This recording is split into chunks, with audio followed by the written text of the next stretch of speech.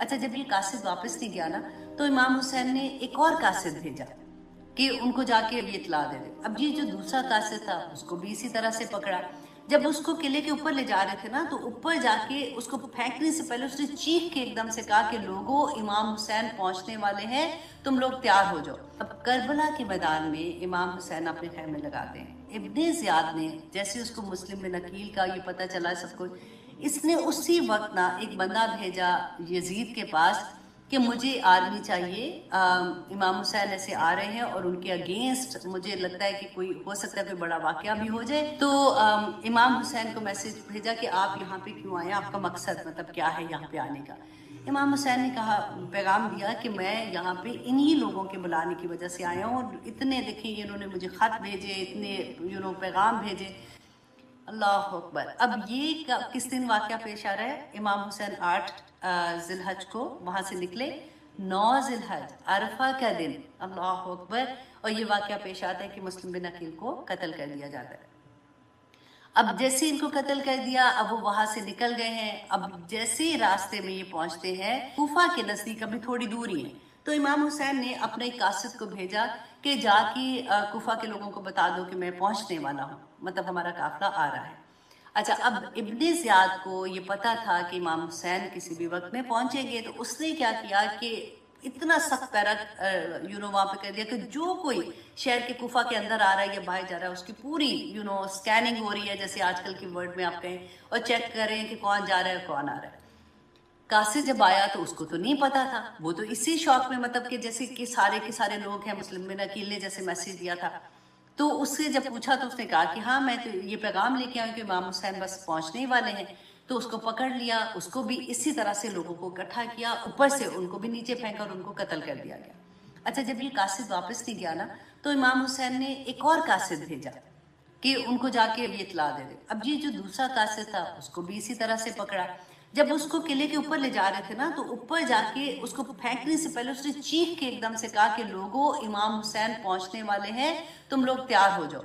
अब वो नहीं पता था कि सारे के सारे लोग इतने बदल गए हैं। उसको ये था कि इब्ने ज़ियाद ने ऐसे कर रहा है, लेकिन लोगों को मैं इन्फॉर्म कर दूं ताकि ये लोग अपनी तैयारी कर लें। उसको भी कत्ल कर दिया गया। अब क्या हुआ था कि इमाम हुसैन करबला के बिल्कुल पास हैं। इब्ने अशर जो उनको पकड़ने आया था मुस्लिम बिन अकील को, और इब्ने अशर ने ही वादा किया था कि ठीक है मैं आपका पैगाम जो है इमाम हुसैन को दे दूँ, पहुंचा दूंगा।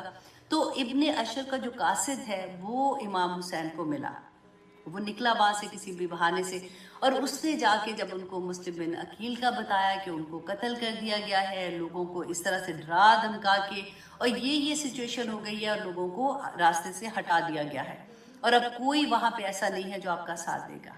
अल्लाह अकबर। इमाम हुसैन को पता चल गया कि ये तो सारी बाजी ही उलट गई है। अब इमाम हुसैन चाह रहे थे कि वो वापस चले जाए, लेकिन मुस्लिम बिन अकील के बेटे और उनके भाई वो भी इमाम हुसैन के साथ थे क्योंकि वो अहले बैत में से थे। तो उन्होंने ये कहा कि नहीं, हम अब वापस नहीं जाएंगे, हम अपने भाई और अपने बाप का बदला लेंगे। और इमाम हुसैन ने जब उनको समझाया तो उन्होंने कहा कि नहीं, आप चले उधर, क्योंकि ऐसा नहीं हो सकता, कूफा के लोग जो हैं जब वो आपको देखेंगे तो वो कभी भी वापस, मतलब ऐसा नहीं कर सकते। इंशाल्लाह आप फिक्र नहीं करें, वहां पे सब आपका साथ देंगे। अल्लाह अकबर। अब इमाम हुसैन आते हैं, आगे थोड़ा आते हैं, अब वो काफिला आगे आ रहा है।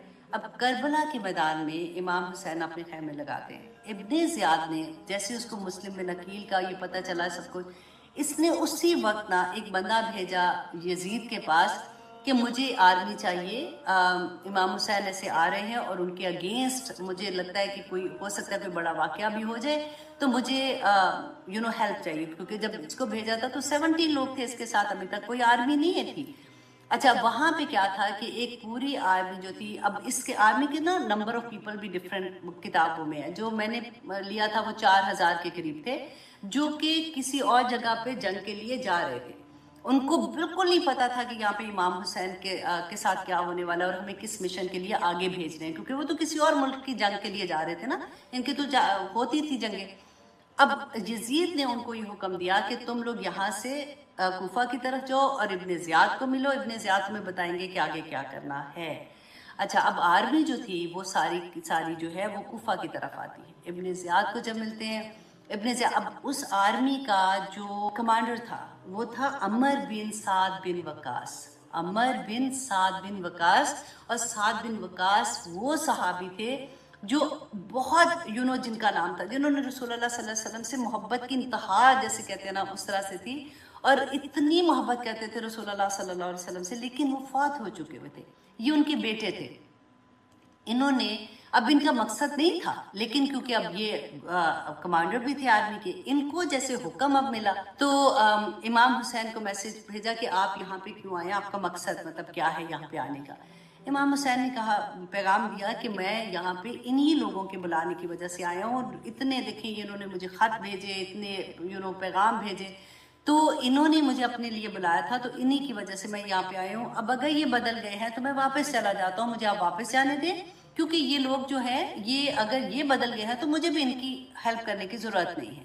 अच्छा, उसने अमर बिन साद जो थे मिलिट्री कमांडर जो थे, उसने ये पैगाम, अब ये क्योंकि बात कहाँ पे हो रही है, करबला में, उसने ये पैगाम कूफा में भेजा इब्ने ज़ियाद को। इब्ने ज़ियाद कितने साल का है, 28 साल का। अल्लाह अकबर, उसको पैगाम भेजा, ही वॉज वेरी एरोगेंट। उसने कहा कि नहीं, बिल्कुल भी नहीं, या तो उनको कहो कि बैत करेंगे या फिर मैं इनको ऐसे वापस नहीं जाने दूंगा। और उसके बाद उन्होंने जब पैगाम लेके इमाम हुसैन को ये पैगाम दिया, इमाम हुसैन सेड के मैं 3 चीज़ें आप लोगों के सामने रखता हूँ। नंबर 1 ये कि आप मुझे वापस जाने दें, मैं कोई मतलब लड़ाई नहीं करना चाहता हूँ, मैं कुछ नहीं करना चाह रहा हूँ, मैं इस मकसद के लिए आया भी नहीं हूँ, मैं वापस चला जाता हूँ। अगर तुम मुझे वापस मक्का नहीं जाने देते हो तो नंबर 2 कि मुझे यजीद के पास ले जाओ, मैं यजीद से जाके खुद बात करना चाहता हूँ कि जो भी उनके अपने कंसर्न थे। अगर तुम मुझे यजीद के पास भी नहीं लेके जाना चाहते हो तो तीसरी ये बात है कि मुझे फिर तुम मैं कहीं भी चला जाता हूँ और मैं अपने खानदान के साथ वहाँ पे अपनी ज़िंदगी गुजारूंगा और मैं इबादत करता रहूँगा। तो ये तीनों चीज़ों में से जो भी तुम कहोगे मैं मानने को तैयार हूँ। अल्लाह अकबर। कहते हैं अमर बिन साद जो है ना वो खुश हो गए इस बात से, उन्होंने कहा कि चलो ये मामला यहाँ पे ख़त्म हो जाएगा। जब वो पैगाम लेके इब्ने ज़ियाद के पास गए, इब्ने ज़ियाद ने कहा कि बिल्कुल नहीं, मुझे कोई बात नहीं सुनी, या बैत करेंगे या फिर उनको जंग उनके साथ करनी पड़ेगी।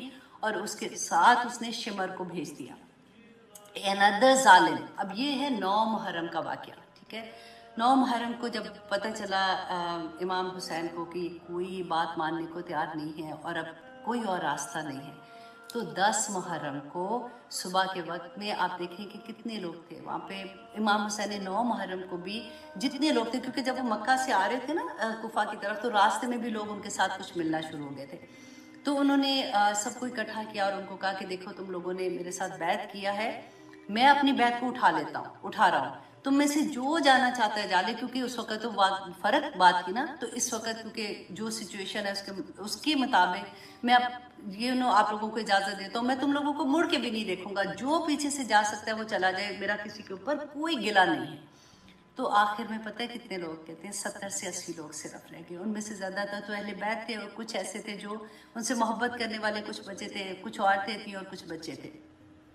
अच्छा, अब 10 मुहर्रम को सुबह के वक्त में ये आपस में इनकी लड़ाई होती, उधर 4000 की फौज और इधर देखिए। और उससे पहले आप देखिए 3 दिन पहले से पानी भी बंद कर दिया गया,